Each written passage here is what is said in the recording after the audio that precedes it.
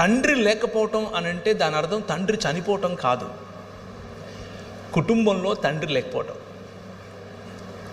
కుటుంబంలో తండ్రి కనబడకపోవటం, తన పని మీద, తన పరిచర్య మీద, తను ఏర్పరచుకున్నటువంటి వ్యాసంగాలలో పిల్లలు లేవకముందే వెళ్ళిపోతాడు. పిల్లలు పడుకున్న తరువాత ఇంటికి వస్తాడు.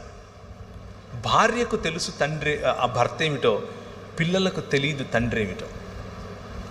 అటువంటి ఇళ్ళు భారతదేశంలో కొక్కొల్లలు. అటువంటి ఇళ్ల కారణం చేత బాల నేరస్తులు పెరుగుతున్నారు. ఇలా తండ్రి అనగా అథారిటీ ఫిగర్, తండ్రి నుంచి దూరమైనటువంటి పిల్లలు 2 రకాలుగా స్పందిస్తారు.